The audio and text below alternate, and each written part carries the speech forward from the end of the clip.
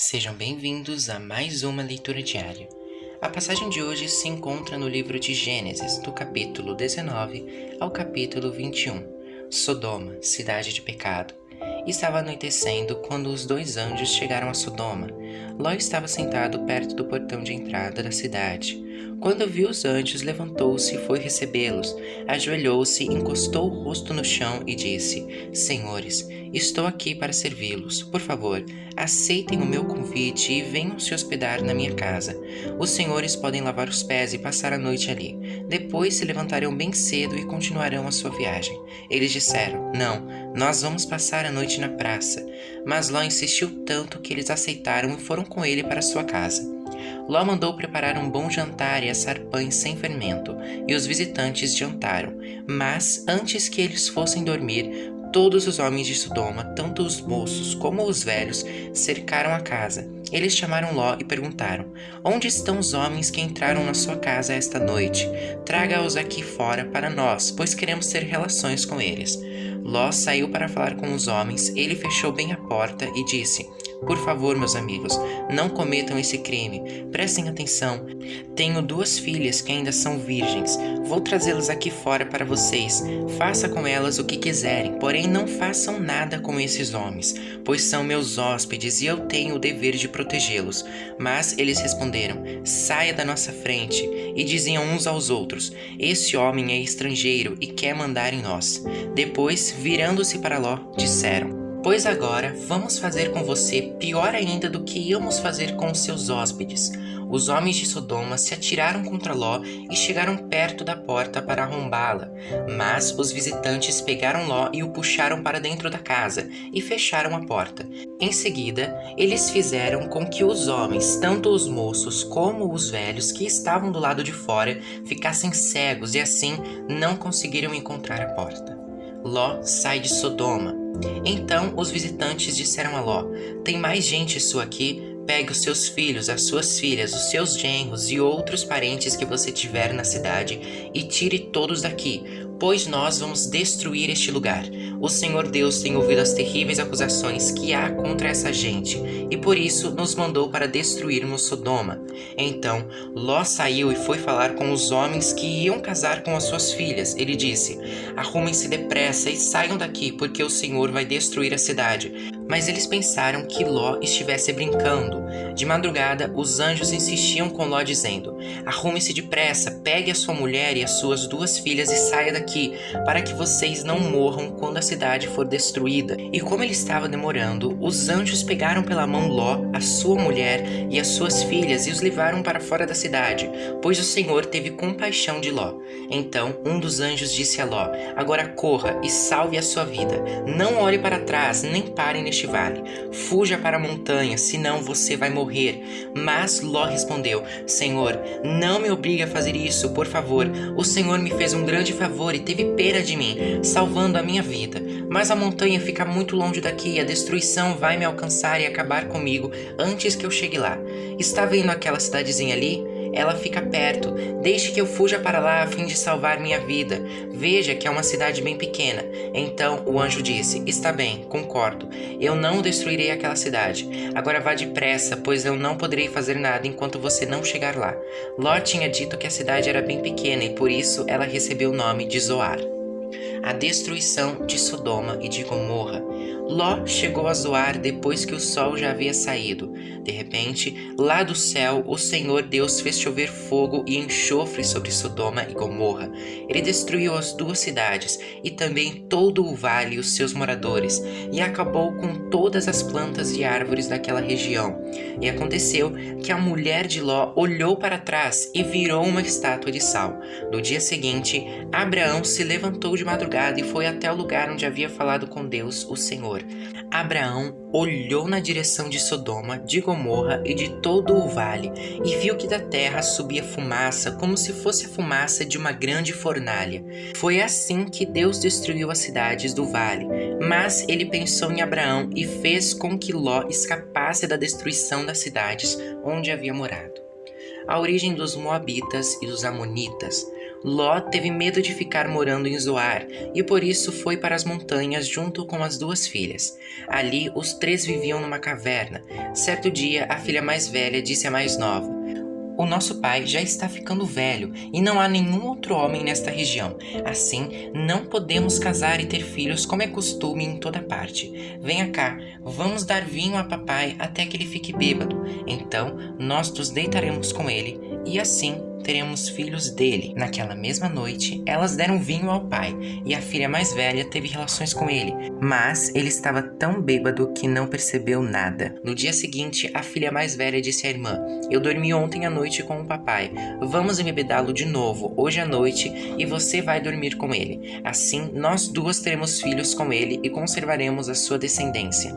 Nessa noite, tornaram a dar vinho ao pai e a filha mais nova teve relações com ele. De novo, ele estava tão bêbado que não percebeu nada. Assim, as 2 filhas de Ló ficaram grávidas do próprio pai. A mais velha teve um filho, a quem deu o nome de Moabe. Ele foi pai dos moabitas de hoje. A mais nova também teve um filho e pôs nele o nome de Ben-Amim. Ele foi o pai dos amonitas de hoje. Capítulo 20. Abraão e Abimeleque. Abraão saiu de Mani e foi para o sul do país de Canaã, e ficou morando entre Cádiz e Sur. Mais tarde, quando estava morando em Gerar, Abraão dizia que Sara era sua irmã. Então Abimeleque, rei de Gerar, mandou que trouxessem Sara para o seu palácio. Mas de noite, num sonho, Deus apareceu a Abimeleque e disse: "Você vai ser castigado com a morte, porque a mulher que mandou buscar é casada." Abimeleque ainda não havia tocado em Sara e por isso disse: "Senhor, eu estou inocente. Será que vais destruir a mim e ao meu povo?" O próprio Abraão disse que Sara era irmã dele, e ela disse a mesma coisa. "O que eu fiz foi de boa fé, e não sou culpado." No sonho, Deus respondeu: "Eu sei que você fez tudo de boa fé. Portanto, para que você não pecasse contra mim, eu não deixei que você tocasse nela. Agora, devolva a mulher ao marido dela. Ele é profeta e orará para que você não morra. Mas se a mulher não for devolvida, eu estou avisando que certamente você morrerá, você e todos os seus." No dia seguinte, Abimeleque levantou-se bem cedo, chamou todos os seus servidores e lhes contou o que havia acontecido, e eles ficaram com muito medo. Em seguida, Abimeleque chamou Abraão e disse: "Veja o que você fez. Que mal eu lhe causei para que você fizesse cair sobre mim e sobre o meu país a culpa de um pecado tão grande? Isso não é coisa que se faça. O que é que você estava pensando quando fez isso?" Abraão respondeu: "Eu pensei que neste lugar ninguém respeitasse a Deus e que me matariam para ficar com a minha mulher. Além disso, Sara é de fato minha irmã, mas só por parte de pai. Sendo assim, eu pude casar com ela. Quando Deus me tirou da casa do meu pai e me fez andar por terras estrangeiras, eu disse a Sara: em todo lugar aonde formos, faça-me o favor de dizer que eu sou seu irmão." Então Abimeleque devolveu Sara a Abraão. Além disso, lhe deu ovelhas, bois, escravos e escravas, e disse: "Olhe, Abraão, aí estão as minhas terras, more onde quiser." E Abimeleque disse a Sara o seguinte: "Estou dando ao seu irmão 11,5 quilos de prata, para que os que estão com você saibam que você está inocente. Assim, todos saberão que você não fez nada de errado." Por causa do que tinha acontecido com Sara, a mulher de Abraão, o Senhor Deus havia feito com que nenhuma das mulheres do palácio de Abimeleque pudesse ter filhos.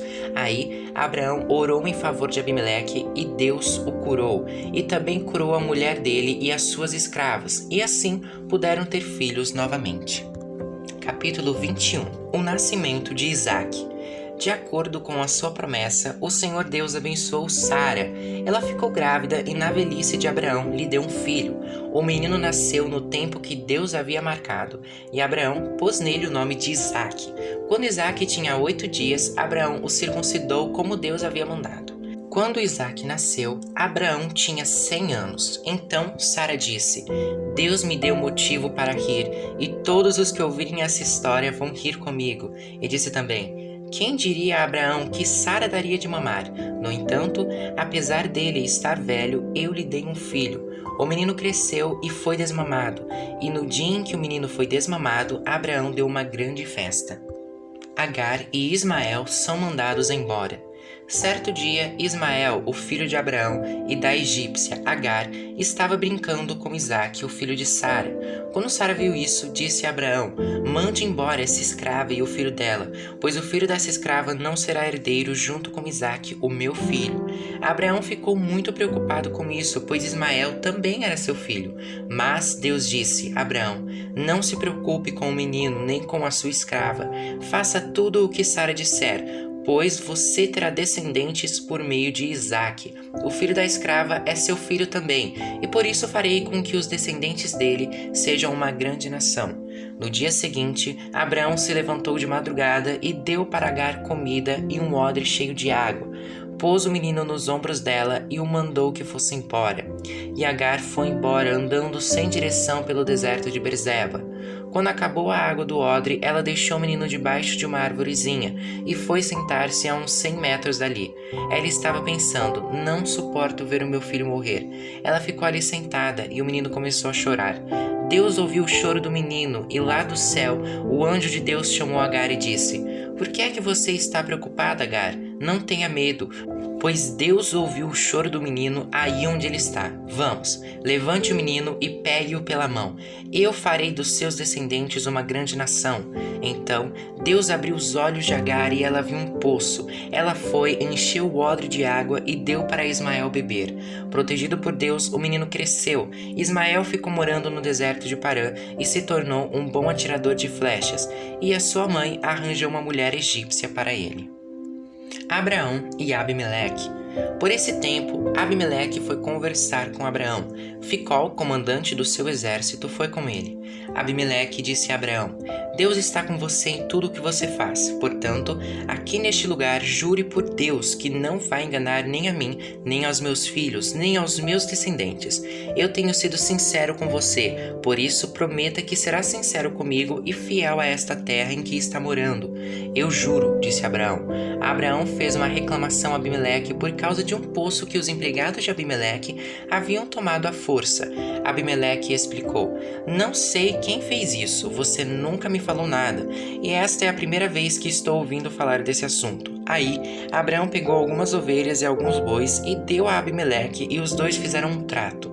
Abraão separou 7 ovelhinhas do seu rebanho, e Abimeleque perguntou: por que você separou estas 7 ovelhinhas? Abraão respondeu: elas são um presente para você. Ao receber essas 7 ovelhinhas, você estará concordando que fui eu quem cavou este poço. Por isso, aquele lugar ficou sendo chamado de Berseba, pois ali os dois fizeram um juramento. Depois de fazerem este trato em Berseba, Abimeleque e Ficol voltaram para a Filisteia. Abraão plantou uma árvore em Berseba e ali adorou o Senhor Deus Eterno. E Abraão ficou morando muito tempo na Filisteia.